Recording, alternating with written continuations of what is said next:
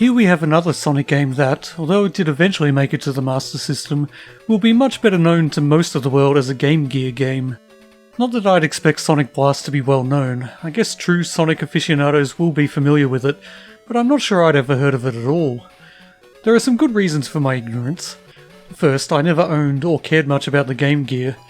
Second, while I did own a Master System, Sonic Blast was only released on the Master System in Brazil. Third, the game was released in late 1996.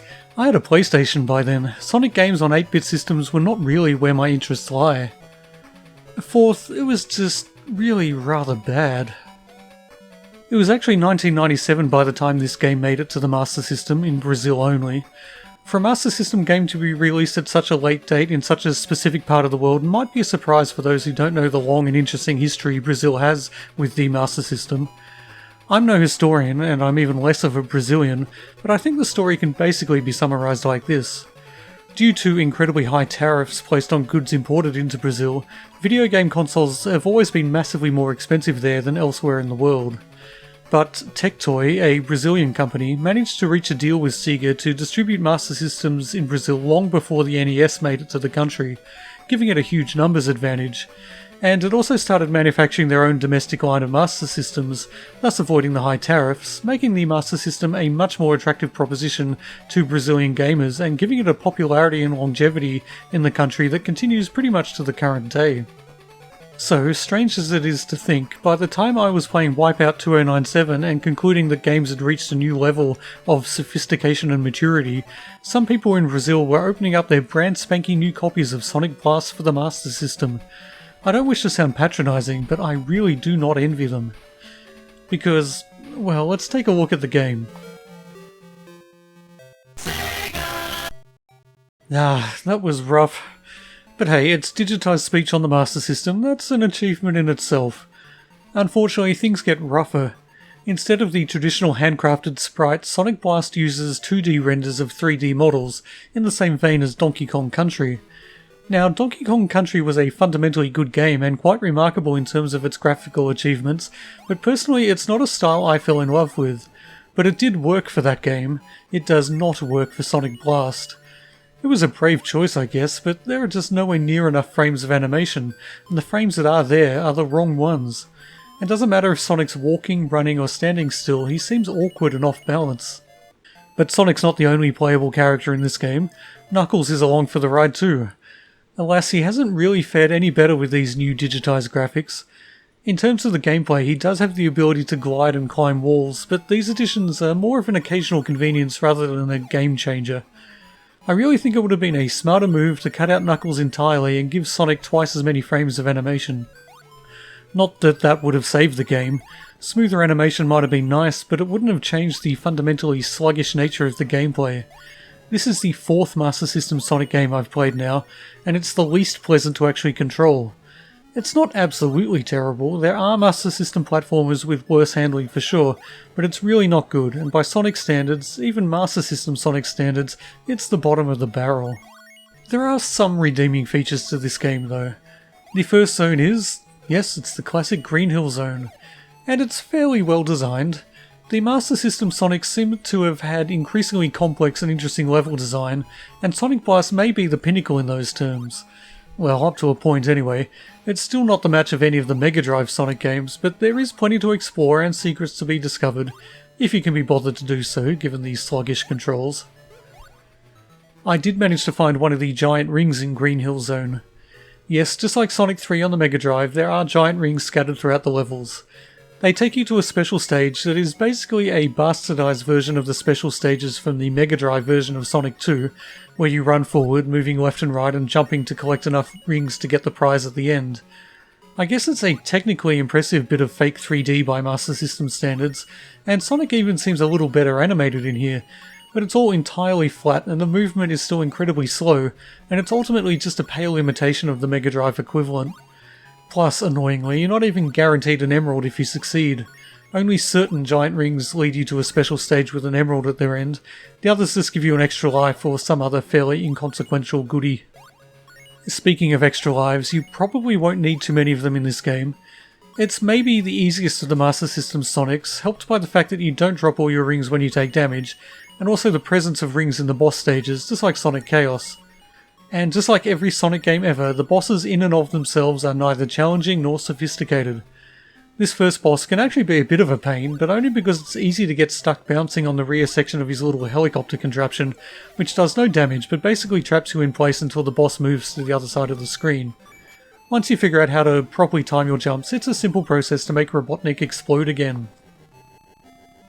Zone 2 is Yellow Desert Zone, basically an 8-bit version of Sandopolis Zone from Sonic & Knuckles.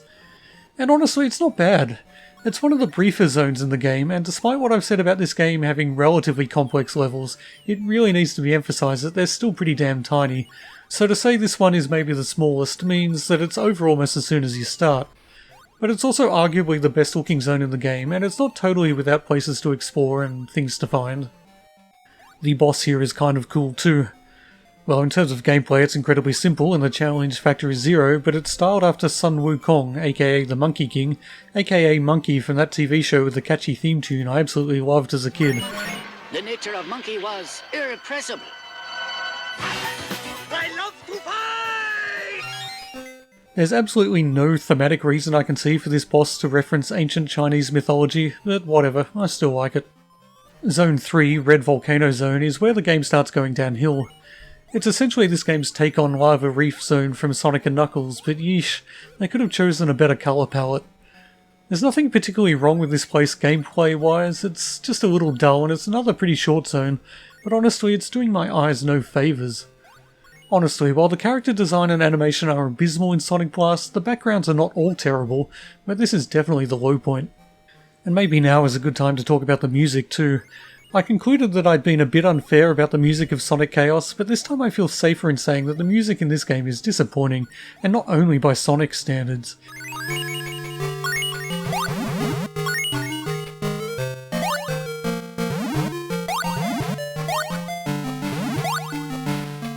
It really feels as if each Master System Sonic game has moved further away from pleasant sounding instrumentation, and this one doesn't even have decent melodies to make up for that fact.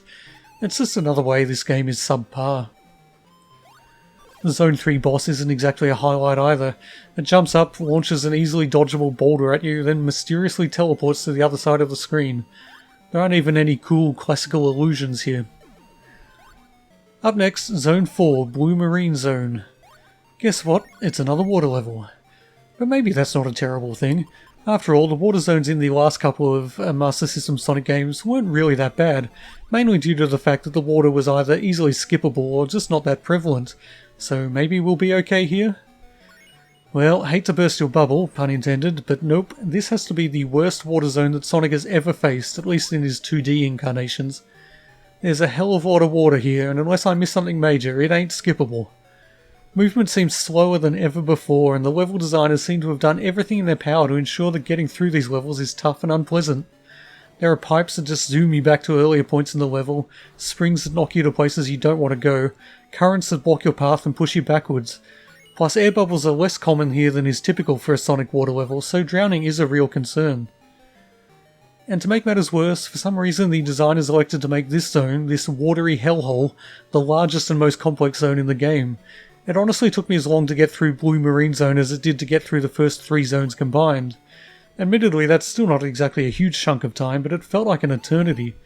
I could feel myself pressing the D-pad harder and harder in a subconscious effort to speed Sonic up, just a little. Sadly, it didn't work. It never does.